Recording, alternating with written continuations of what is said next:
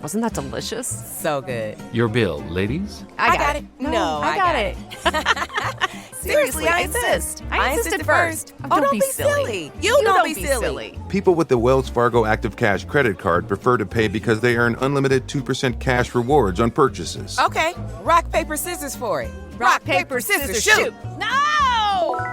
The Wells Fargo Active Cash credit card. Visit wellsfargo.com/activecash. Terms apply. It's Mushrooms with me, Maddie Matheson. You know what's better than thinking about dinner too hard? Not. Stop that and just choose mushrooms. 5 minutes. Done. Dinner's that easy and you feel like a genius. It's not magic, it's mushrooms. Stop stressing at mushroomcouncil.com. Stand by for picture. First positions, everyone. Yo, go. And action!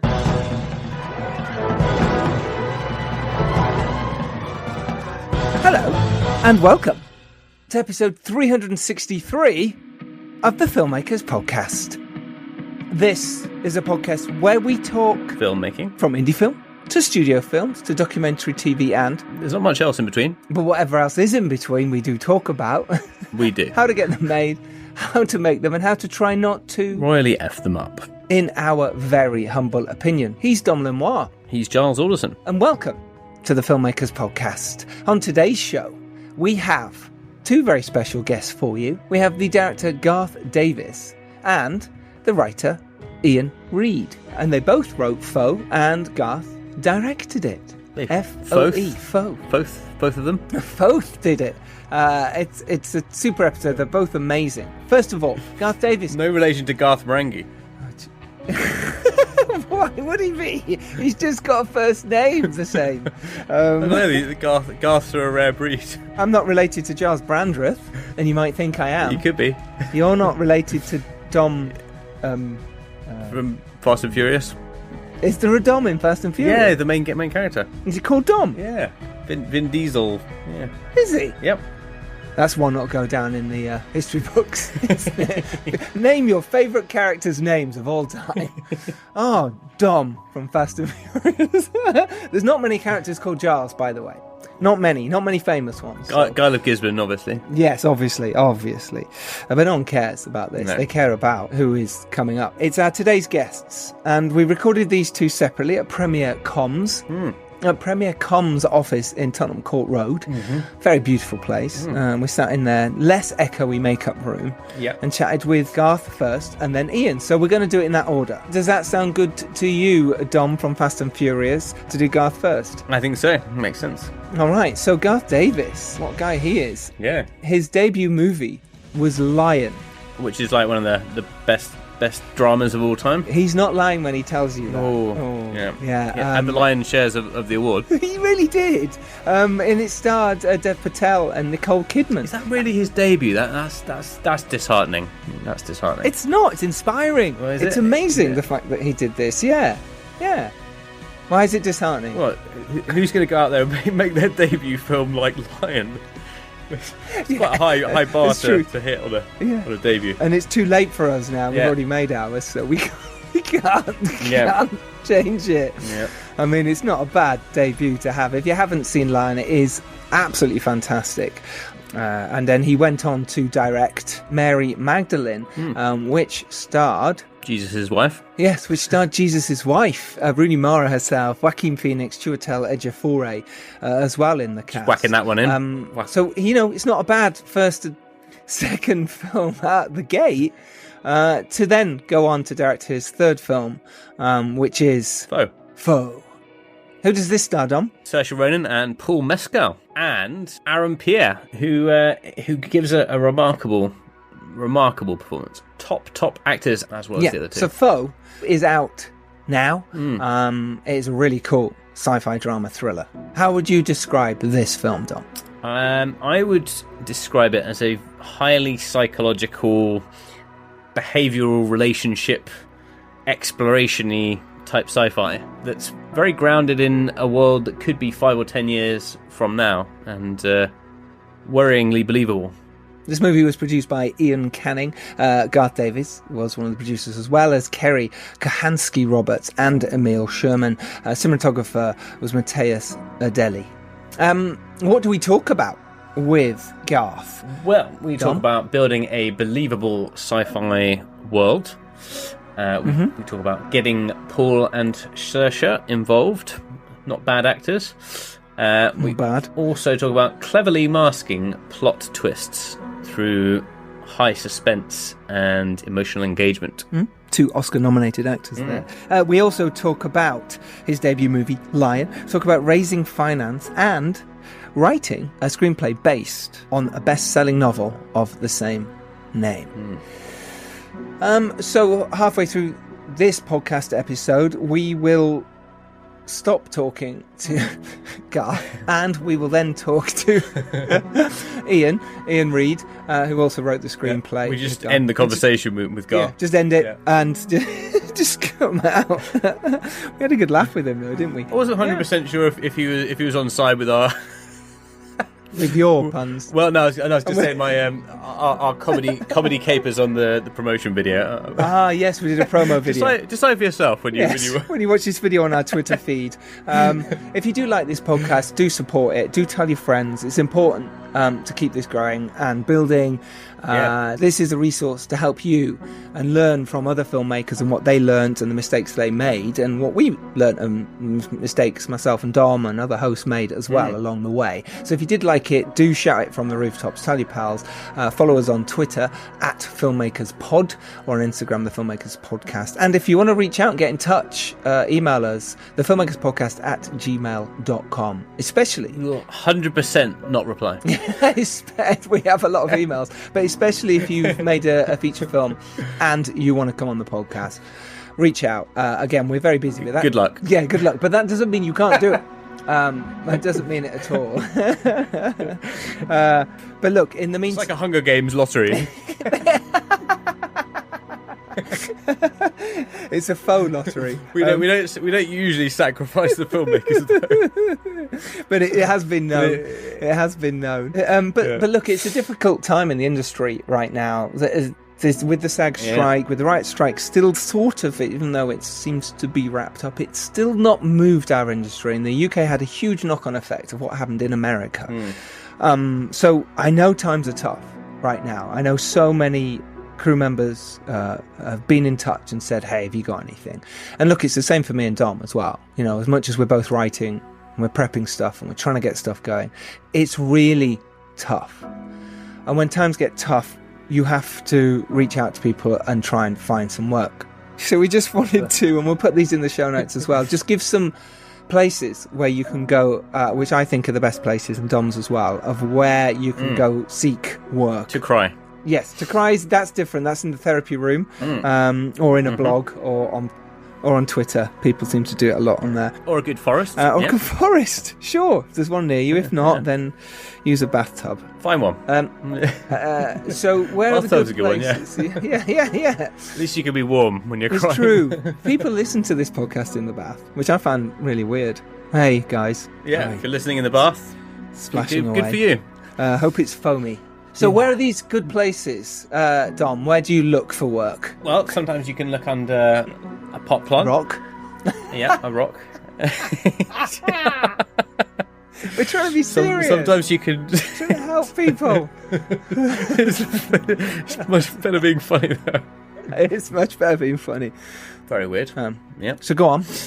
Okay, so sensible places. I hate doing sensible. I mean, look, you can throw yourself into networking. I used to use Facebook groups quite a lot because there is hundreds of London Facebook. I mean, if you're crew, you probably are already aware of the many Facebook groups that do have crew calls. For corporate work or for film work or whatever.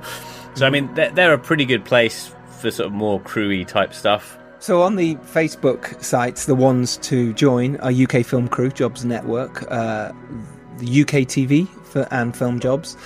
Loving Your Film Work in TV or something? Yeah, I think in brackets it's Loving Your Work. London Film Crew Jobs, Paid Film and TV Jobs UK. They're four of the best ones, but there's not too many. Filmmakers Podcast. Yeah, the Filmmakers Podcast, though we don't post that many jobs on there, but we should more. And hey, if you have one, do post on there as well, on our Facebook page there. LinkedIn is a good place for work. The jobs board on there does have a lot of media work, especially in video production or game production. That's not a bad place to go if you're based in London. The same with Mandy. I found Mandy a reasonable place. There is a lot of student stuff on there and a lot of unpaid work or help me here, but there is some good stuff. But I think the best one is the Talent Manager. So if you want to get into TV that way, if you want to do reality TV or make observation documentaries, stuff like that, then the Talent Manager is a good one. So there you go. So if you know of any job sites that we have missed, then reach out and tell us. If not, the others should be in the show notes. Yeah, if I put them in there. No, Dom, that's not how it works. That's just a little bit of help in these tough times. It's not a great bit of help from us, I know, and you're probably all aware of these anyway. Pretty small amount, really. Yeah, so apologies for that. But when myself and Dom are crewing up next, you'll be the first to know. If you give us a 5-star review on... I am checking those names. Whoever's giving the best cake bribes. Yeah, the cake bribes, etc. But actually, on a serious note, when you're listening to that this... does work. That does work. It actually does work for Dom. But if you are listening to this on iTunes, if that's your podcast suppository of choice, then do press the plus button. That means that it goes into the top of your feed every week, and we go out every Tuesday. We do this every Tuesday. This is our 363rd episode, and I spent the last month adding in ad spots on every single episode so that some money could trickle back to us, so that we can carry on doing this. So apologies. To Giles. Obviously, straight into my pocket. I didn't see a penny. No, and you shouldn't. You don't pay for the websites or the microphones or the ads. But I'm going on strike. Please do. But yeah, so that's what. So if you do hear adverts in the middle of these pods and you've heard more lately, go with it. Please bear with it. That means a lot. That makes a difference. And plus, I spent time adding them in, so there is that. So look, like I say, if you can support in any way on this podcast, then the big thing is tell your friends, retweet, and if you've liked an episode, put it on Instagram or put it on Twitter. Tell your pals about it, and then we will like you, and Dom might give you a job. So enough of that. Should we get to the guest? Why not? Why not? This is Garth Davis chatting to myself and Dom Lenoir, and at the other side of this, we'll have co-writer Iain Reid. Sit back, relax. Enjoy. How you doing? Good yourself? Yeah, good. Giles. Yeah. Good to meet you, Dom. Hey, Dom. So nice to meet you. Hey, nice to meet you too. Oh, what's going on here? So, podcast. Mike. Oh, okay. Filmmakers podcast, so we talk Filmmaking. Filmmakers. We're filmmakers, so we...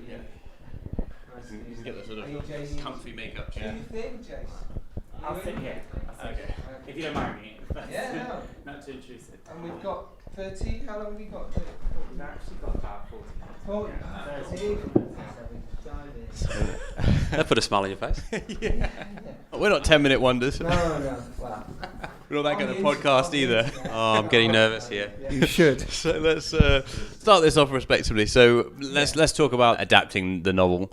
Can we talk about your first sort of eyes on the idea and the project and how it sort of came to be for you? Actually, I got a random email from somebody who said, "Hey Garth, I've just read this book over the weekend. I really thought of you when I read it. You should check it out." And nice. I said, "Okay." It was someone I didn't even know, by the way. So I grabbed the book and started reading it, and I was really, really taken by it. I mean, at first it was very visual. The book, I could really kind of see it playing in my mind, and it had all those kind of Hitchcockian qualities, that old cinema, Who's Afraid of Virginia Woolf, all that stuff that I miss. But then it just took this incredible tangent, and my focus went to this relationship at the center of the story, and the real mystery was Hen and why she was behaving the way she was behaving, and it was just such a great rabbit hole. And then the rabbit hole just got so deep and deep. So it was just such a beautiful a beautiful idea. What was your process coming on board with the novel? You speaking to Iain about how you wanted to sort of take it in your direction as a film medium and a screenplay. I guess we all agreed that we should move away from Junior's point of view, because when you really boil the book down, it is Hen's story ultimately, and so we decided to kind of frame the film through her point of view as much as possible, bring her story to life. So that was very exciting, and I guess what I was bringing to it and what we were excited about was just that world building and just seeing, what's the tone and the feel of the performances. Even Terence as an antagonist, like how do we make him intriguing and interesting? And I guess all of that started to kind of flesh out what we're doing in the film. Is it something you've always liked to do? Because some people directors don't often like to get too heavy into the screenplay. But I feel like you do. Is this something that you've always done? You've always written as well as thought about filmmaking? I have a love-hate relationship with it because I don't like feeling the weight of it, having to come up with a solution. But also, there is something nice about being engaged with it because you can tell a story visually, and then you can imbue your vision into it. And sometimes you just get a script. It doesn't have a sense of vision, or it's really a very fantastic story or a fantastic script, but like where's the vision, the atmosphere? So you can just kind of take an angle on it and write for that, which is very exciting. So what was the world building sort of process for this? Because it's a very plausible sci-fi, which I think is always so important. Like sci-fi is like one of the easiest genres, along with fantasy, I think, to lose your audience in sort of extravagances that don't make sense, or you lose the credibility. But you've kept this very believable.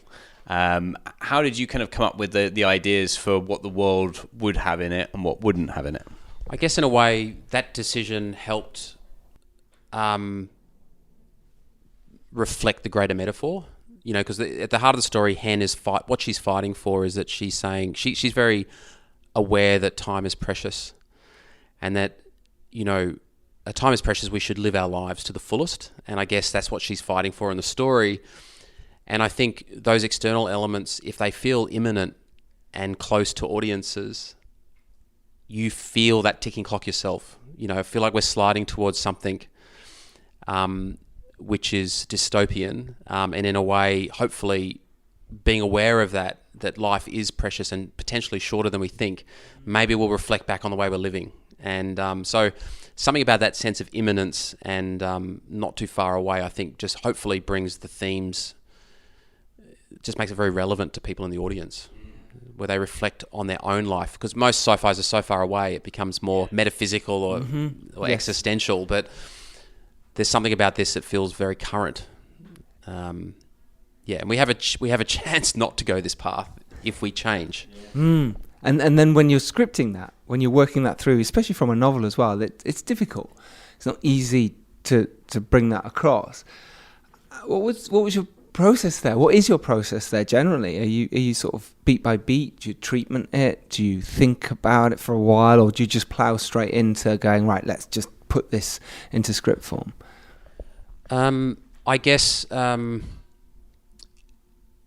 way Iain writes the novel is that you start a relationship with the viewer or the reader, and you just keep that chemical reaction alive. You keep them engaged. And I guess we kind of had a general structure idea, but the main thing was just once we engage with these characters and the mystery, you just got to keep that chemical reaction alive. Right. So really you're just running with it. Fine. So it's almost like ironing a shirt, and you're kind of moving along.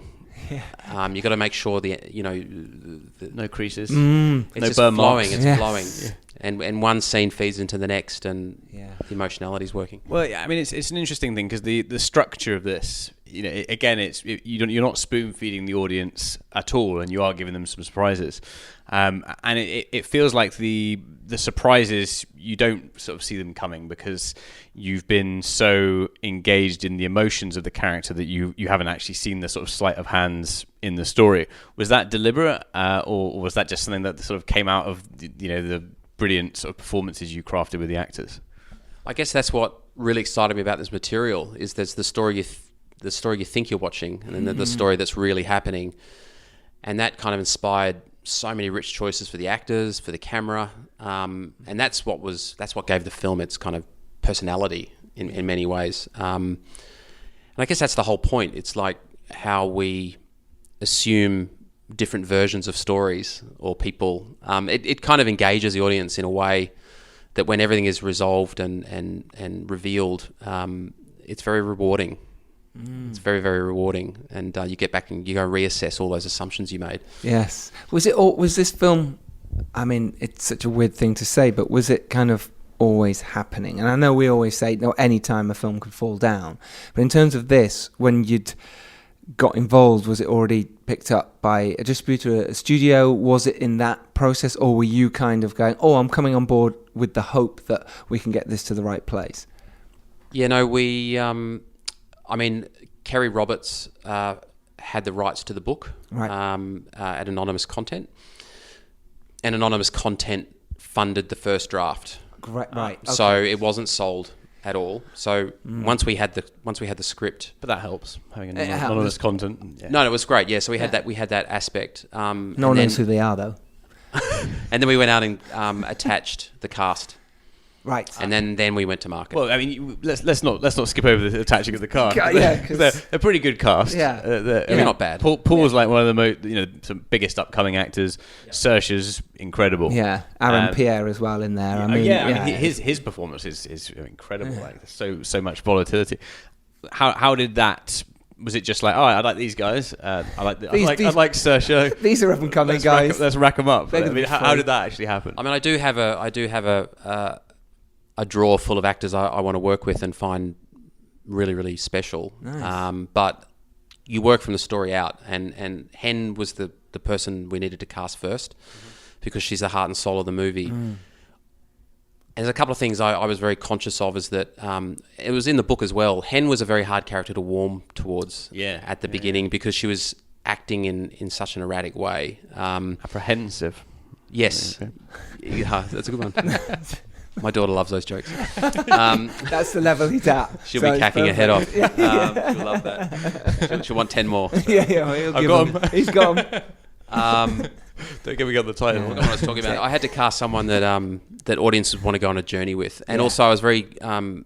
What I love about Saoirse is no matter what character she plays, this beautiful, shining personality kind of pushes through. So, and I just wanted that to feel like what's precious in the movie, what's precious in the world, this dark world. So, I mean, she was literally at the top of the list, and lucky for us, she engaged. Wow. And then once we had her attached, then I could build out the rest of the cast, because it is all about alchemy. Yeah. Mm-hmm. Yes. So I had to go and find her a husband. Yeah. And and Paul was pretty high on in your little drawer. I didn't have. Was Paul not in there? When I say I didn't have him on my list, I wasn't really sure about Junior. It was a tricky one for me. Right. I find men harder to cast. Yeah, I do as well. I think there's so many really good, full of depth female actresses, and to find the male ones, the ones that are incredible, they're always working. They're always in the sort of the Hollywood machine. I think it's harder to get sometimes. I relate more to women. There's definitely the thing. I don't relate to men as much. But what I loved about Paul is that he has that alpha quality, but also that feminine quality, and that's what makes him so special. But he had such a command of the character. He really was fighting for the job. He was passionate, and I was just hanging out with him in Sydney actually, and he just felt like Junior. Who sort of brought him forward as a suggestion then? It was my casting director, Kirsty McGregor, and she said, actually, Garth, Paul Mescal is in Sydney, and he loves it. He would love to meet you. So I got on a plane, right, and we hung out together, and it was just perfect. And then the whole time I'm thinking, God, they're going to be so good together. Was it difficult finding the? We talked about likability, but there are moments when both characters are not particularly likable, and especially some of the choices that are made towards the end. Some of the decisions are very cold. How was it sort of trying to balance that with the making them likable, but also making the story work and that element? Well, that's what makes them so human, is that we all we make good and bad choices, and that's what the movie's about. It's about change and about choices, and looks at stasis and denying someone's own personality, and there's a lot of ugliness in there, I guess, but something I think everyone can relate to in some way, shape or form. But that's what the actors are excited about. That's why they want to play the characters. They're not sugar-coated characters, but at least you're starting from a very relatable base. And how do you do that? How do you get into their mindset and work with them? Do you rehearse quite a while? Do you talk it through on set? That would be great to know. I guess first step is just to hear the actors talk about why they want to play the characters and what their insight is, and that's usually their initial instincts usually very, very special. So that's a great starting point. We do rehearsal. We had a 2-week rehearsal period where I took all the actors, Aaron, Paul and Saoirse. We went to like a house in nature with lots of forest. Yeah. I thought it'd be great. Sounds terrible. Yeah, it was awesome. Terrible way to spend. We went surfing and hung out with koalas and kangaroos. I just thought it was good to kind of be around life and those things that are living, because the story kind of doesn't have that. And then when you're in those places, you just hang out more, and you get to have these spontaneous discussions as things arise, and you get to rehearse all together, one-on-one, in pairs. It was just fantastic. Wow. I mean, that sounds like quite a hard thing to get, like that level of rehearsal with that level of talent, freedom with those. I mean, they're busy people. Usually it's like you get a couple of days here, or you might get a studio somewhere. Like, did you have to fight for that idea, or was that always sort of just I say that right at the beginning. I need 2 weeks rehearsal, and I need it to be clear of stuff, because what they always do is in that 2 weeks book in makeup check and a hair check, a podcast, or a podcast, yes, exactly.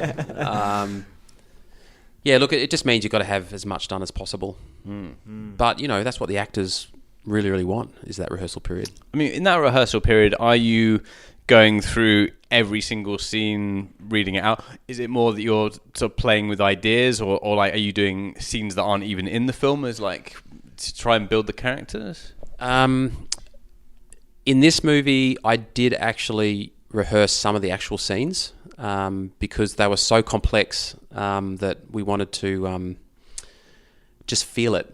And because there's a real dance in the performances, what you reveal, what you don't reveal, how the eye lines work, the rhythm.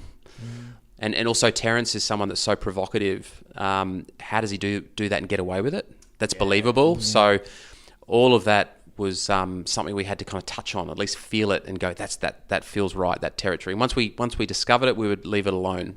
The intimate scenes were blocked out. That was the first thing I did with Paul and Saoirse, was all of their intimate scenes. So work with the intimacy coordinator and worked on those sex scenes, and that bonded them very, very quickly. Very, very quickly. Was that something you wanted to do that first, so that it didn't become awkward later? In case they they become two friends, and then it's like, oh, now we've got to do this. Was that a conscious choice? I just didn't want them to keep worrying about that side of things. Yeah. So let's just jump in. Yeah. Let's get in. Let's get dirty straight away and get into it. Yeah, yeah. And in a way, it just bonded them so quickly. So after that, that relationship was there. So that was really nice. It wasn't like we were moving towards something. We just started deep. Right. And in terms of that rehearsal process, and obviously you were saying you didn't do all the scenes anyway, but in that, are you seeing new shots? Because obviously you're coming with your own kind of plan. Perhaps you're already coming with shots that you think might work. When you see the rehearsal and the wonderful actors bringing something fresh and new, are you suddenly going, oh, well, hang on, are you there yet? Or is it when you get to set? Yeah, look, definitely things come out of rehearsals that end up in the movie. That's happened in all my films. And sometimes I rehearse, like you said earlier, scenes that aren't in the script. And sometimes there's things in that end up in movies. So I'm always alert to these things that rise up that are really special. I guess in this,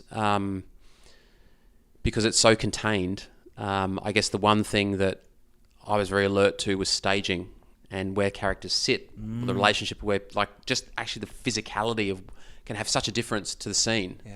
Are they close together? Does he go over and sit next to him? Does he not? Like, power, isn't it? Just all of that was there were so many ways you could do it. Which one was the right way?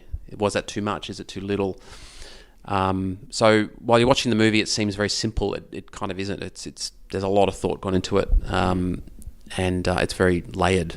Yeah, I mean, I was going to say, like, power play. It's like the dynamics between who's in charge is very odd, and that's what makes it so fascinating between the three of them, because it's not even just the two of them. It's this guy that's just there, like, in the middle of things, who's got these rules, but, you know, where's the boundary of the rules? I mean, that was a really fascinating sort of, you know, thing to explore within the space. And then you obviously use the location to, you know, hollowing out the walls so they can watch each other from other rooms, and it's very interesting. So, talking about the visual side and how you capture all of that, how does that process begin for you? With, you know, do you do mood boards? Do you start with visuals? Yeah, I guess before we even put pen to paper, I'm putting together some visuals, and it can be. I definitely start with hen, so I'd find women that would, you know, represent what I was feeling. I'd find pictures, and then build out from there. So, starting to look at the house and the farm and the nostalgia of the house, you know, and eventually you might put 5 or 6 images together that creates the feeling of the movie. It's not being literal. It's just stuff that brings about a feeling. I look at paintings, and then looking at the contrast between that and space, looking at scale, intimacy, and landscape. And in that process, I was also alert to the fact that a lot of sci-fis are kind of, you know, very kind of sparse and kind of blue and steely and all these things. So really wanted to make sure that this had its own unique voice. So the farm itself is like a window into the natural world. So it's all these earthy colours. It's representative of a dying marriage, decaying marriage, and also Junior holding on to the past at the cost of his happiness and marriage. And then outside of that, we kind of hit these kind of corporate mega industries, and really like the idea of colour as a kind of a motif. So it almost felt like that was our sci-fi out there, like almost on another planet. The Earth feels like another planet in the future. Yeah, the dusty look, the feel of that, you know, the colours within there just looked beautiful. They made you feel something already before you'd even, you know, knew anything or what was happening.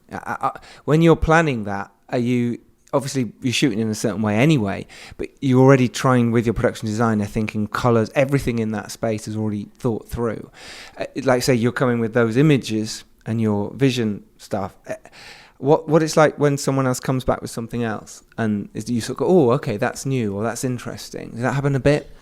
I guess I just know what I like. Yeah. And I love warm lighting, and I definitely wanted that in the house. So I guess I would just say to Matthias and Patrice, like, this is just what I like. And obviously they would present things that may be different, and I definitely, you know, adjusted in certain places, but I think they really loved that approach anyway and embraced it, and Matthias came up with ways that light could be believable.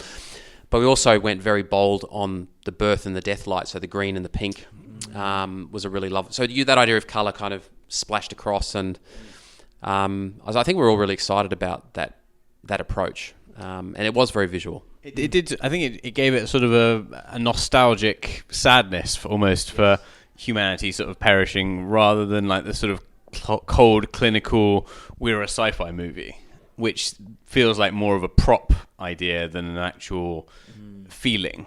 And I think that was definitely one of the sort of the credits of that approach. It did pay off, definitely. Yeah, I mean, it just feels like this could happen. I mean, that's ultimately it. You know, when you think of what could be something modern in the film, it'd be very simple. You know, so Terrence is just using little things that don't, you know, there's nothing to distinguish them from anything else. But then when you go on to the sci-fi elements, let's talk about the car, because it's you know, it's one of the most sci-fi props in the film, but it's great. It kind of gives you a bit of the personality of Terrence as he arrives, and he's like lounging at right angles, and the chair comes up. I mean, something as simple as that what angle someone in an automated car sits and lays at actually informs, the entire world of sci-fi. Like, talk about building the car, building those ideas. Yes, very, very hard to get the car right. And we actually went backwards in time. We went back to the early future cars from the 70s. So the concept, in the 70s, what they were thinking the future cars are going to be. Going to look like, yes. And they just felt more grounded and more real. So I guess we got inspired by that. It just felt right for the movie. We went, and then, Patrice was very keen on actually building it. Wanted to build the car. So that's a radical idea. So we went to a company called Weta in New Zealand. Yeah, of course. And we've heard of them. Yeah, and they Small did, company. Yeah. Small company. My old track record. Yes, you might. They did a great job. They did a great Right. job, and they also helped us with the vacuum bags and all of those kind of prop devices. So yeah, they managed to build this car that actually drove. It drove up to about 60 kilometers an hour. And you haven't asked for that as a memento to keep after I don't the know if I film? want it. Too I'll take dangerous. it. It was always hilarious, Yeah. buzzing down the road. Yeah. We took it with us, into the outback as well. So it was kind of funny to see the car buzzing down the Nullarbor plain. Yeah, middle of nowhere. What when you've had issues, with any film, but we're talking about Foe right now, where there was a problem on set, things do go wrong, or it's lashing down with rain, or it's too hot, whatever, when you film, or the sun's in the wrong place. How do you cope as a director? What does your mind do? How do you go, okay, how do I need to get around this? Obviously, you've got a team, but at the same time, you're holding so much in your head. What do you do when something goes wrong? You just try to avoid that situation happening, but things do Sure. go wrong. Things do go They wrong. do, yeah. Sometimes it leads you to a better place, weirdly. What feels like a catastrophe, you actually go, kind of glad that happened. Look, you just, all you're trying to do is make every day great. And when you get a good day in the can, you're going, great, we've just got another 20 days to go. And you just never want anything to stuff up. You don't want the movie to fall over. So I guess it's always a challenge when something like that happens. My biggest challenge was where we built the house set. It is technically a wetland, but it doesn't fill up with water. It only fills up with water every 17 years. And there wasn't meant to be water for at least another 10. But global warming. So it started raining, and this water was kind of coming up the way, and I was very concerned that we were going to be underwater. Wow. So that was my biggest challenge. That wasn't for the rain steam, though, was it? No. That was controlled, I'm guessing. That was controlled. But yeah, all the usual challenges of filmmaking are at play, and, some of that stuff I love. Yeah, sometimes weather is your biggest foe. That was actually good. Yeah? Always good. They're always good, to be fair. You need a visual. Yes, visual. Little light goes on. On the locations and things like that, are you very, again, specific? Because like you say, you built something. I didn't know you built it, which is quite nice. Are you always thinking that way? Well, the landscape's better here, so therefore, if I can build it here, is that something you prefer rather than using location? Obviously, you've got holes and stuff in the wall, but in terms of using an actual real location as opposed to building one? I love real locations, definitely. It's my absolute passion. I just couldn't find the right farmhouse on the right block of land. It just didn't all work together. We found the farmhouse in Canada that we really loved. Patrice went and forensically studied it, came out to Australia, and we shifted the floor plan a little bit to support the story, and then we just basically rebuilt that house. Oh, nice. So I guess what was good about that, it's as close as you can get to finding a house on location. So in a way, we kind of honouring that idea, but we copied this house, put it on this extraordinary parcel of land, which meant that every time you walked to set, you were in the world of the story. It wasn't something you had to imagine. Yes. I think that's always such an important thing as well. Like if you can, because it's not just for the actors. I mean, it will help the actors anyway. It helps the director, helps the cinematographer, helps makeup, it helps everyone absorb themselves into this world when you can actually shoot on location. And I think it's such a valuable thing. Especially for such a kind of insular story, just feeling the scale out the window or having a character walk from inside to outside is so helpful to just making the audience aware that they're somewhere bigger than the four walls. Super important. And then we built part of the house on stage. Yeah. So some of the more complicated night work or water work we would do on stage. Space station you didn't build, I'm guessing. Space station, we built some pieces. Yeah. We did have quite a lot of chickens. So yeah, that was all broken down. Brilliant. Into kind of set pieces. Was there anything after the shoot where you're going to test screenings and you've imagined it fits together perfectly and every reveal pays off in the perfect time, and you haven't got something and you think, okay, I need to... Well, you have got something, but you think, okay, well, I could get a pickup shot for this or that, or maybe we can restructure the edit. Was there any moment like that? No, I've never done a pickup shot before. Wow. No, I've never done a track pickup. record. What? I've never done a pickup Wait, before. you've never done a No, pickup never. on any of your films? No, never. Making us all feel a bit useless. Really inadequate now. Not one pickup. No, don't do pickups. Good for you. I guess. Are you yes. not allowed? Well, probably. Garth knows. That's what I'm told. So that's maybe why I haven't. I mean, it's just not something that has ever been entertained. And you know, I usually get everything I need, or options and variations, I guess. But yeah, I mean, it was tricky for us because I don't know what it's like to watch this movie for the first time. So when we're editing it, we're only kind of guessing at what the audience may be getting or not getting. Yeah, because you know all the tricks. That's right. That's the problem. It's, you know, That's right. especially with those reveal films. I mean, if you look at something like The Game, or where the first time you're watching it, it's you don't know at all what's going to happen, and then you get to the end and suddenly it's blown away. But as soon as you know it, you're looking for all those things, which is very difficult as an outside creative. I mean, I suppose your editor is also having to try and force themselves to be objective all the way through that. Did you feel like, did you do test screenings to try and... No. What we did a lot was put the film in front of people who knew nothing about the story to see if our intentions were coming across. And 9 times out of 10, they weren't. Oh, or it was too obvious or not obvious enough. And it was kind of amazing, like you were saying earlier, just how swept up you were in the story you think is happening. Yeah. That you kind of... Because if you look back at the second time, it's pretty obvious. Yeah. You know what's going on. So it's just amazing. It's just amazing that mysterious thing of how people watch something. So I guess we were doing that a lot and just finding... It was calibration. The editing, once we got the structure that was working, it was really about calibration. Where is Daredevil? I'm right here. Don't miss the return of Marvel Television's Daredevil Born Again. So what's next? I feel liberated. We're gonna take this city back. Over medicated. In an all-new season, now streaming only on Disney+. They're hunting us. It's time we started hunting them. I can work with that. This should be tons of fun. Marvel Television's Daredevil Born Again, now streaming only on Disney+. And the ending, was that sort of almost identical to the novel, or did you kind of play with the ending and how the film kind of ties off? You mean the very end? The very end, Yeah, I can't remember what the novel does. I thought you were going to say I can't remember the end. Yeah. I remember the end of the movie. Can't remember the end of the remember. movie. But yeah, the third act was really enjoyable because once you know exactly what's happening, you're just so you're able to be emotionally engaged with all the characters, I guess, and especially Hen. So it was just a really fun ride that last act. Yeah. And I guess, you know, I love you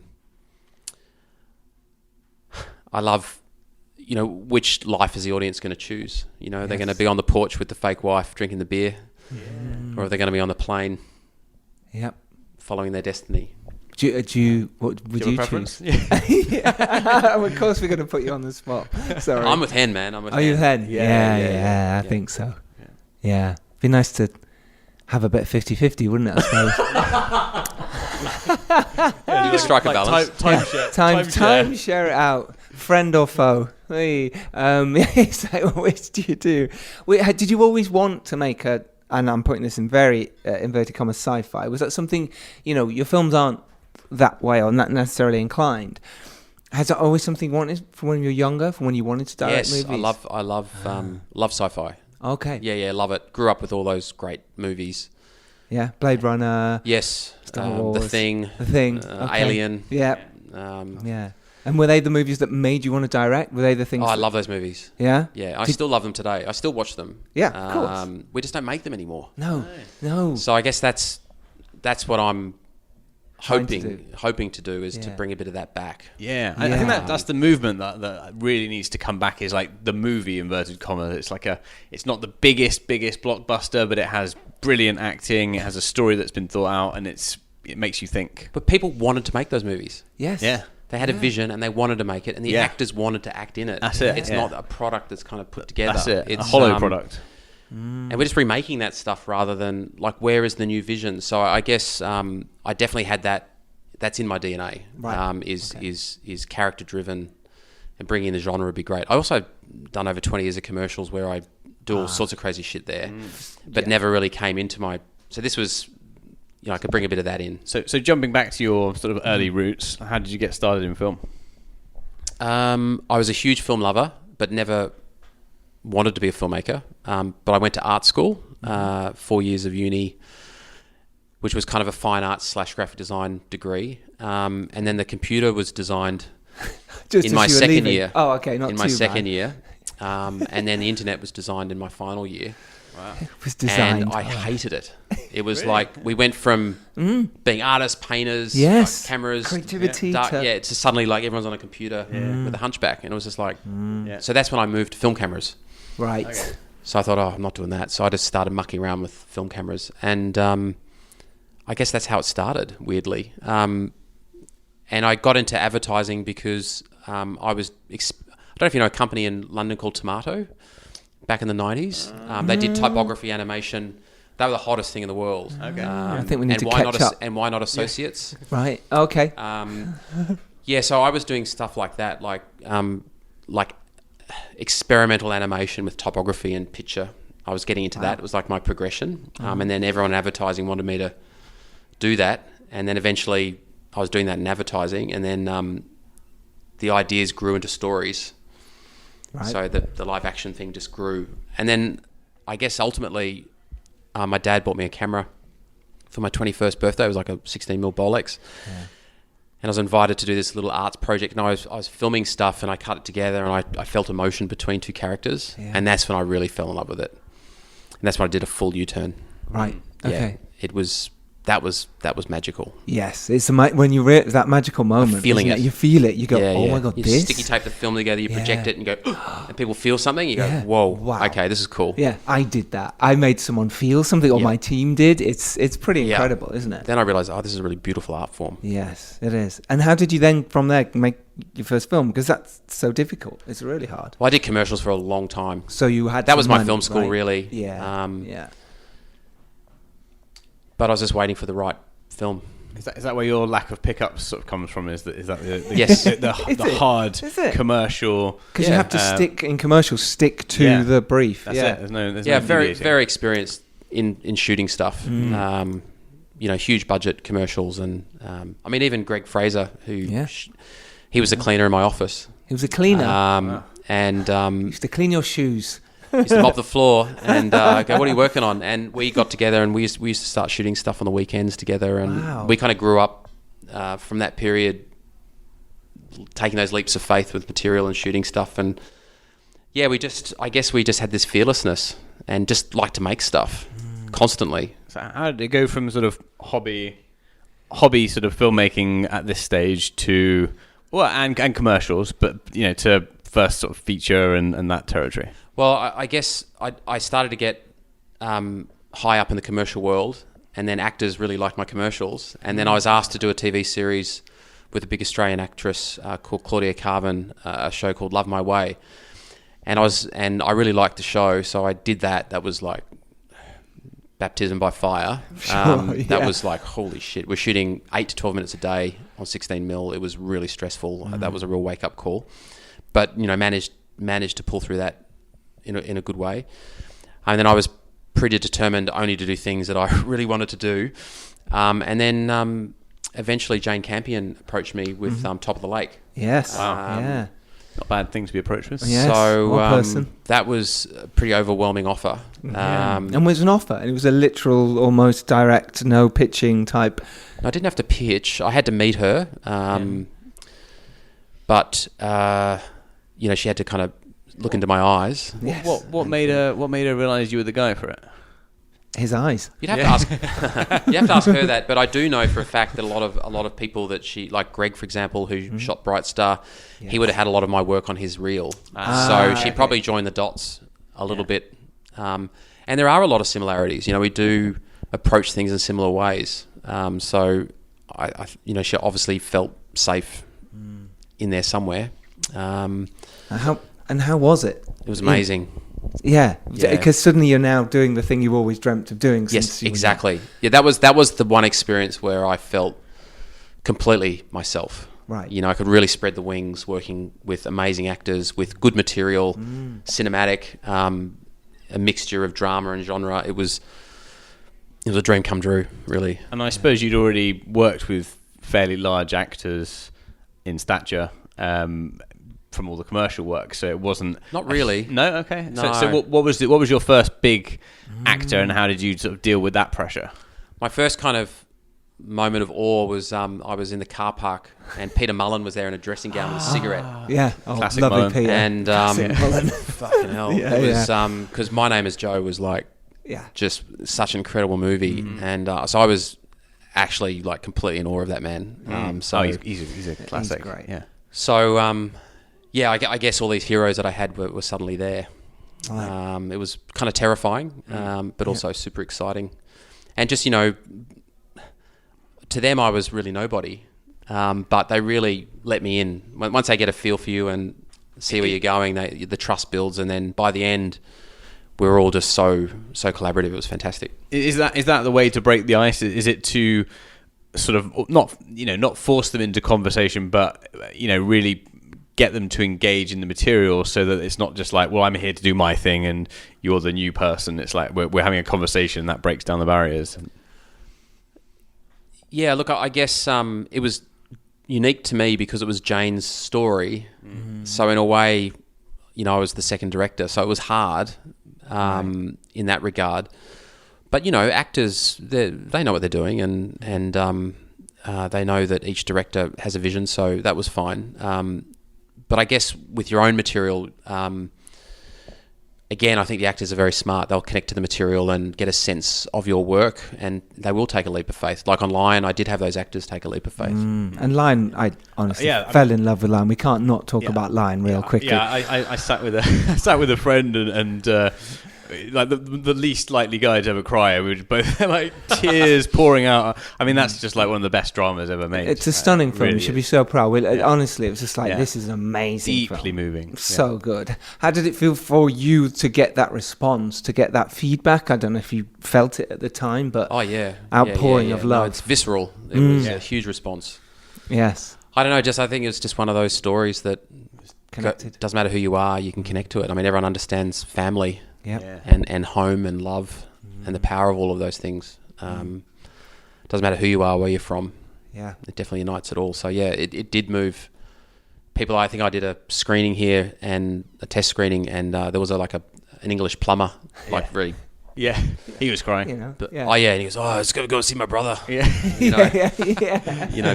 people were changing their lives. Yeah, and isn't that nice that we can do that with film? And the fact that we can change people's lives with film is pretty special. And you've done that over and over again. Well, I was in India showing the movie. Yeah. And this lady stood up with some criticism. She said, "Sit that out." boy." Yeah, Exactly. She said that boy in the train station screaming for his mother and no one helped him. She said that is a bad representation of India, and I resent that. Wow. And she said, "Are you trying to tell us that is that actually what happened?" And I said, "Well, actually, I filmed that with hidden cameras." He was calling out for his mother. Wow. And no one helped him. Your move, lady. That's what you... And then she cried. Well, there we go. Wow. There we go. So it was a resistance to crying. So actually, I said, I'm not here to manipulate people. This is a true story. And as unbelievable as it is. Yeah. It's true. So that was pretty amazing. Yeah. What a film. What a film. Yeah. Foe is also what a film. And again, you've knocked it out of the park. Can't wait to see what you do next. Before we let you go, our last question. Yeah. Top bit of advice to younger version of you struggling in the industry or someone else starting out. What I do say to directors starting out is just keep making stuff. Just make stuff. Don't put so much pressure on the outcome. Like Cassavetes always said, be a beginner. Always be a beginner. Yes. So it's okay to make mistakes, like have that courage. And then the other thing that I think is important is to find your voice in your work. You can start out, being inspired by people and copying, but at some point, find your voice. Because if all the movies out there can have distinct voices, wouldn't that be amazing? It would. I mean, yours would be great. Thank you. His is great. I'm taking this His as an is great. endorsement. Yeah. I'm not sure if there's a bit of mocking behind it. no, I feel there's a like little. there's some genuine warmth. And Dom's friendship. got- That was warm. It was warm. I believed it. Dom's got a film called Foes. Yes. For sure. Faux Sure, the sequel. Brilliant. Garth, honestly, thank you. yeah, what a treat. PHO. Yeah, PHO. Faux Show. Yeah, we really enjoyed this chat. And, yeah. and Thanks, guys. yeah. It was fun. Great movies. Keep making good movies. Oh, thank you. That's very kind of you. Real pleasure. You take care. You too. Right. Thank you. Thanks. Bye. Bye. What a guy he was. We like Garth. We like Garth. We love Garth. He was funny. He was funny. He was Yeah. very informative, and he had some great stories. And May or may not have liked us. yeah, I think he liked us. I think he was No, I maybe think he did. confused by you. Yes, I think he would. Yes, yeah. No, he loved you. Of course, No, he he did. did. We had Of a course lovely he time did. with Garth. Yeah, we did. We had a lovely time. So, Tho is out now in cinemas and on Prime. It's on Prime in the UK, so go watch. prime yourself. Support. Yes, prime yourself for this movie. As an extra treat, here is the fellow screenwriter, along with Garth, Iain Reid, who also wrote the book. Yeah, it was on a read to know basis. Oh God. Yep.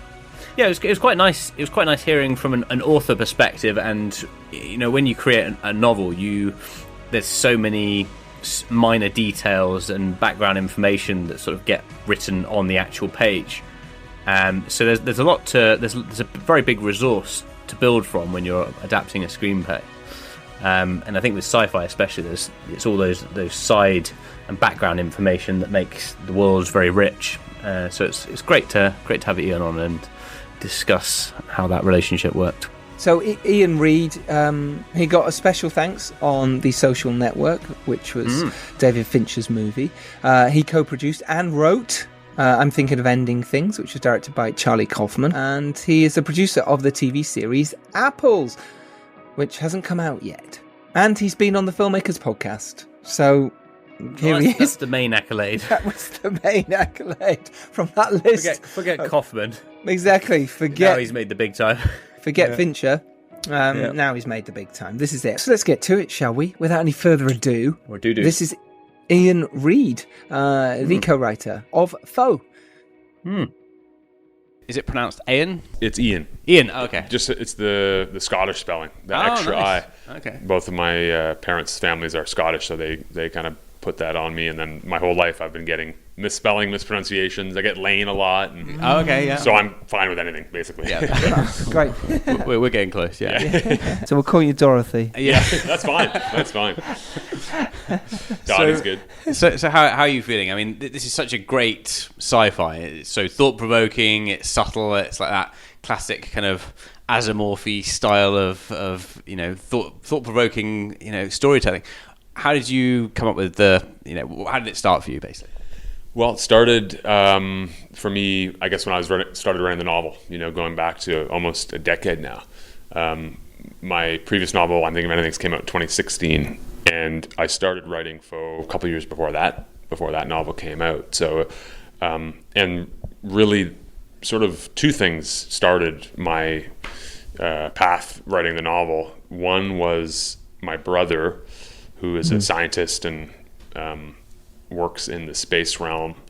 I always wanted to use him as a resource. I thought, I could write some kind of interesting story about space because he's someone who I've gone to see space movies with, and he's ruined them in the first 5 minutes or something. One He's of those guys, one of those brothers. He's it would never happen this way. This is not accurate. Yeah. And I'm like, you could tell me that at the end. Because now the movie's ruined. Yeah, exactly. So it's I can't watch the rest of it in the same way. Yeah. Why is Mahoney in a bookcase? That's just could not happen. Yeah, exactly. So I thought, I'm gonna use him. I didn't know how. I didn't know what the story would be. I didn't have an idea yet to write about space or to use it, but I knew I had him there, and because I would always just pepper him with questions, and I'd be with him about that. I was really interested in it, so that was what was in my mind. One, and then when I was thinking about writing a novel, I had around this time I attended an award ceremony, and this author was winning an award, and he thanked his wife in such a way. He said something along the lines of, "I just want to thank Jane for always being there, for always being my support." And then it kind of, everyone was like, "Oh, that's nice." But something in that moment, for whatever reason, I was like, "Oh, that feels kind of icky or something." Like, what is Jane's thing? I don't think she's just there to like prop you up, you're a genius. But that's sort of how he described it. And so because it was very subtle, it felt even worse to me somehow. And I thought, yeah, that's interesting. There's a lot in relationships that are like that, I think, that can happen that way, that can shift a relationship or write some kind of narrative slowly over time. It wasn't something that maybe was affected quickly or once, the way an affair can ruin a relationship, overnight. And I thought, that's really interesting. I'd like to write about that more. I didn't quite know how. And so I had this image of an old farmhouse in the middle of nowhere, very isolated. And within that farmhouse, two people were living there, and they were living there in the context of that particular kind of relationship, where one person was kind of writing that narrative for the other person. And to me, that felt very confining if you were the other person in the relationship. And so then, based on that confinement, I realized, well, the opposite of that is space, which is literally endless. We don't know we don't know what the end of space is. So that felt like somehow a natural fit. So I thought, how can I bring space into this, even if it's just a metaphor? And so that's what I started to do. And so in the process of that, I talked to my brother a lot. I got all this stuff about space. And by the end, when he read the book came out, and he was like, wow, I really like it, but he's like, it's not really about space at all. And I think he wanted it to be more about space because all his stuff. Give me the sci-fi. Yeah. And I said, well, that's kind of just a metaphor. It's not really about space. Yeah, but I think sci-fi in general, I think some of the best sci-fis are brilliant because they explore drama and the human psychology in a deeper way than you could normally, because you look at things from an exaggerated perspective that really gets into the sort of nitty-gritty of those relationships. So was it always clear, like, okay, I want to make this like a real sci-fi? Because it could have been sort of set in slightly more sort of drama territory. Yeah, I think so. When you were saying that, something a book and film that often comes to mind in this kind of context is Under the Skin. Because it's a novel that, to me, when I read it, I loved it, and it definitely has, it's in the context of science fiction because there's an alien, but it's not really, it's not a traditional full genre science fiction novel at all. It's literary, and it's a story trying to get at stuff. And the film, to me, was the same. It's very different. It's an amazing adaptation that I personally love, but it's not hard science fiction. There's just that element of it to give it the context, kind of like what you said. So that, to me, was in my mind, the idea that you can take various pieces of genre, but it can still be a human story. It can still be something that feels like it's outside of the confines of that, while still using the parts that feel exciting. And so that's sort of what I had in my mind. And then I try not to strictly adhere to anything too much. I like the idea. I never write an outline. I just want to follow what feels surprising, what feels interesting, and pursue that, and if I can take some elements of genre, then that's kind of cool. And some people get thrown off by that, I think, a little bit. So with my previous book, I'm Thinking of Anything, it was the same. When it first came out, some people were calling it a thriller or a horror, and I thought, that's kind of, I love when people interpret it in their own way. And to me, it was just a story. It's like, it's a novel, and but if that's how people feel about it, then I think they have as much authority as I do, if they've read it. It's fascinating where your ideas come from generally anyway. Have you always been that way? As a child, were you always imagining ideas? Is this where the idea of wanting to write came from? I think the idea for wanting to write came from a couple things. One, my dad is a professor of English, and so grew up with tons of books. I grew up on a farm, but with tons of books around. It's a very old, 200-year-old small farmhouse. And my mom was very interested in like children's literature and liked to read and would read to me when I was young, and my siblings. So I think inherently I grew up around stories and around books and grew to like that. And that was a context that was familiar to me. So, I appreciated that. As far as the writing part of it, I did as a youngster. My parents would tell me I was always writing little notes and leaving them around. Like they might go out, and I would leave little notes. And so I think that there was something about just the act of writing that that I enjoyed, and the part that I feel like has stayed with me from a young age that I use now is being observant of people. I think there's a lot of sort of technical aspects of writing that I'm not very good at, but I do feel like I'm observant just in my day-to-day life. That's something, and that's generally, and the stuff I work on, what I'm most interested in is the ideas, not so much plot, or I'm really interested in ideas. And when I write about something, it helps me understand it. And it seems to me I'm without design, am drawn to write about relationships pretty much. Again, like I'm thinking of anything.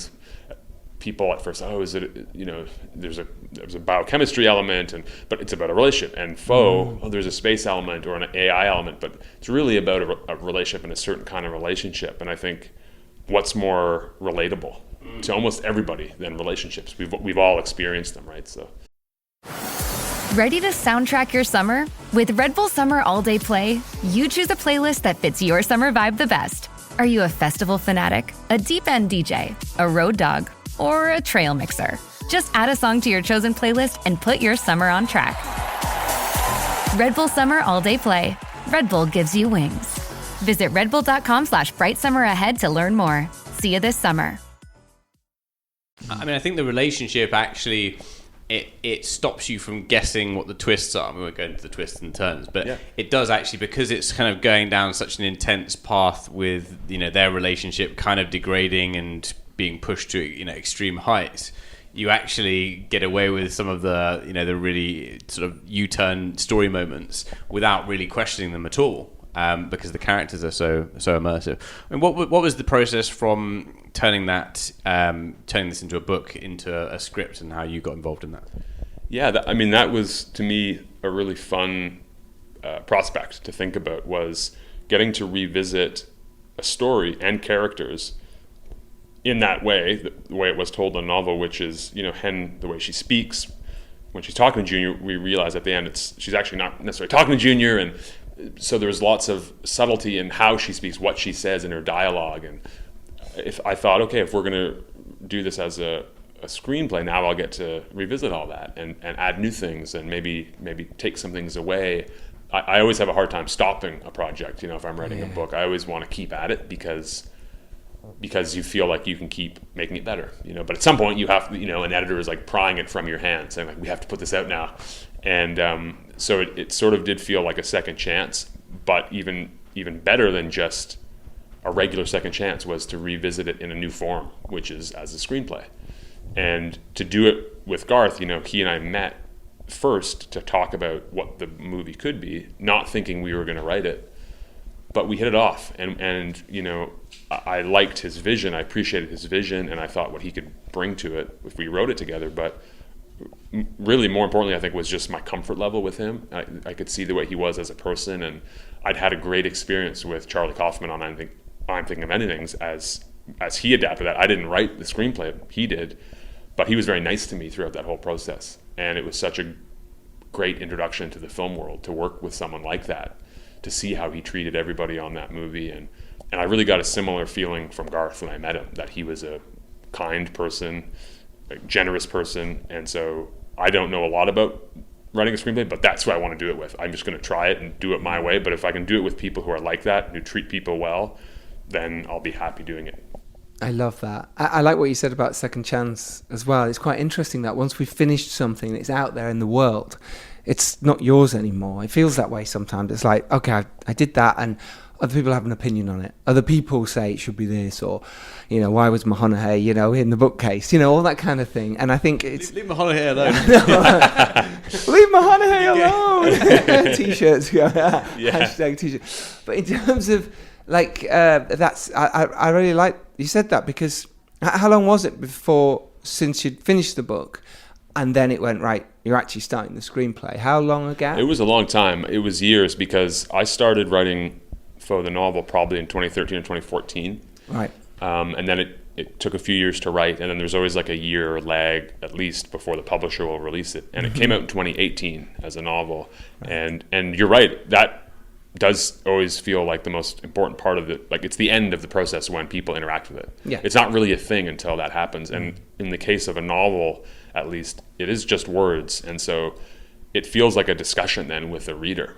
As the author, I feel this way then as a reader too. When I read someone's book, I feel like I'm having a discussion with the author. You know, I'm gaining kind of access to the way they're thinking and the way the characters are thinking. I love that experience, you know, and so for me, once a book comes out, and I feel this way about a film too, but people then get to interact with it and interpret it how they want, and that's what I want them to. I really would never want to tell someone, here's what you should get from this book or this movie, because what's the point? That's just me telling you what to think. Or there are books and movies like that, and for me, that's not that appealing. I'd much rather put something out and then really give people the chance to interpret it how they want. And there's no wrong way to do that. You know, if you read the book or watch the movie and you interpret it your way, then I think you have as much authority as I do to say what it's about. Totally. What was that co-writing process like in terms of keeping maybe what you had envisioned in the novel versus taking on board his ideas? Was there any sort of ways where it went kind of away from the original vision that were great as part of the collaboration, or do you feel like it sort of kept fairly close and there was like stylistic influences that more crept in? I mean, I think really I tried to, once it was decided that Garth and I were going to do this together, something I had in my mind. I didn't want to have much in my mind, because I wanted to not feel, oh, I'm supposed to do this. But one thing I was thinking about was to not feel too beholden to the novel, because the novel will always be there. It's a standalone thing. And this would be a chance to do something new with the material in a new form. And also to have a collaborator with, you know, someone like Garth, who's going to bring his own ideas and his own visions. And so to be open to that.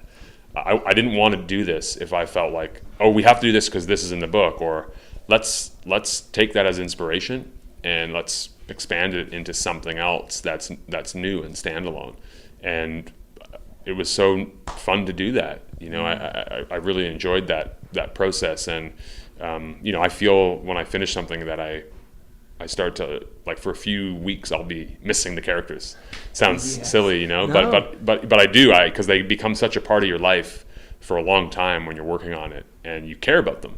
And so it almost felt like I got to revisit these friends, these characters again, and do it myself, but then also through the eyes of Garth and how he was interpreting it. And then the same thing with the actors, you know, when they're asking before filming questions about backstory and about the characters, and it's something I could talk about a lot because, you know, it's something I'd been thinking about. So to see the different layers of collaboration on a film is so unlike a novel, and it's also so rewarding. And I'm just grateful for that part of the filmmaking process. All of these people who are, in their own right, smart, talented artists who bring their own version to it and make it better. What was it you found that you couldn't keep in? Like, obviously sometimes with novel, it's so descriptive, it's so, you know, you've got this in your mind, but actually in a script, in a feature film or TV, you can't have those in because it doesn't make sense or it doesn't move the story along. Sometimes you went, I want that in, and Garth would say, well, actually no, because how was that? I mean, it's a great question. A couple things. One, there were certain aspects of the form of the novel that, just because it's different in a screenplay, wouldn't be applicable. And for anyone who's read the novel would know that there's, like, for example, there are certain times where I've removed quotation marks in the novel.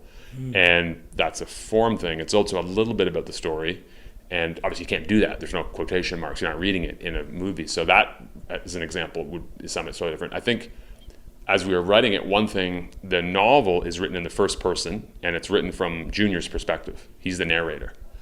And it was decided early on that we really wanted the movie to be more about Hen and her experience within this relationship. So shifting that perspective a little bit, we also wanted to, you know, hear from Junior and hear and experience his sort of journey. But really the story revolves around Hen. And I'm glad we made that choice because, you know, once Saoirse came on and she's so amazing in it and really embraced that, and it's so much about her performance. So I think that was something that really shifted a little bit from the process of novel into screenplay. So we've got to wrap up now, but just if you had one tip to anyone who's a novel writer wanting to adapt into a screenplay or vice versa, would you have a bit of advice on that? I think what I would say is just follow what feels exciting to you. Don't get bogged down in thinking I'm supposed to do this. Here's the way, here's the best way to write a screenplay. To me, that I never understand that, because there is no right way. There should just be the way that feels right to you, and to follow and use your voice. Each person has their own voice, and we're all worse off if we try and follow someone else's or fit into something else. But anybody can do that. Anybody can follow their own, and don't think too much about what they're supposed to do or what will be popular, or just if it feels exciting and original to you, then I say go for it. That seems exciting to me. Amazing. Well, it's such a fantastic, absorbing and complex sci-fi. I highly recommend it. So, best of luck. Wow. Thanks for your time, Ian. Appreciate it. Thank you guys so much. Groovy. Thank you guys. That was great. Yeah. There we go. That was our episode on Foe with Garth Davis and Iain Reid. I hope you enjoyed that. What a treat. What a treat. So if you're lucky enough to go out there and rise up and make your film and do extremely well in this business, or even just do in this business, it's your duty to find an android human replicant, send them up to spaceship, replace yourself with them, and then send them rocketing back down in an escape pod. The end. Excellent. It is your duty to do that. So until next Tuesday, when we have on, who do we have on? Some other big time guest. Yeah, that we might do. I think we need to do another Business of Film. So it's either next week or the week after. A big time guest. Yeah, a big time guest. Or take that, Stephen. Last time he makes a dig at me. Yeah, but Phil Hawkins has finished his latest feature film. Yeah. He's wrapped from that, so we can all jump back on a fantastic Business of Film coming up for you. We treat you well, don't we? Like I say, go on, give us that 5-star review. Not sure about well, but we treat you. Yeah, we definitely treat you. Like a bit of wood gets treated. And then gets damp constantly. Exactly, yeah. Out in the rain. Possibly breaks. Yeah, pissed on by dogs. Maybe thrown in the fire. Mm-hmm. That's how we treat you. Yeah, that's how we treat you. Only the best from the Filmmakers Podcast. Till next Tuesday, take care, everyone. Toodle pip. And go watch Foe. Out now. Take care. Yeah. Bye, Dom. Bye, Giles. Mom, can you tell me a story? Sure. Once upon a time, a mom needed a new car. Was she brave? She was tired, mostly. But she went to Carvana.com and found a great car at a great price. No secret treasure map required. Did she have to fight a dragon? Nope. She bought it 100% online. From her bed, actually. Was it scary? Honey, it was as unscary as car buying could be. Did the car have a sunroof? It did, actually. Okay, good story. Car buying you'll want to tell stories about. Buy your car today on Carvana. Delivery fees may apply. Ready or not, summer is coming, and Wayfair's Memorial Day clearance is on now. Right now through May 25th, get up to 70% off everything home at Wayfair. Plus, score amazing doorbuster deals all sale long and surprise flash deals on Memorial Day. We're talking thousands of products at every style and budget. Now is the time to save big on must-haves for your patio, backyard, and beyond. These savings won't last, so don't wait. Shop Wayfair's Memorial Day clearance now through May 25th. Wayfair, every style, every home.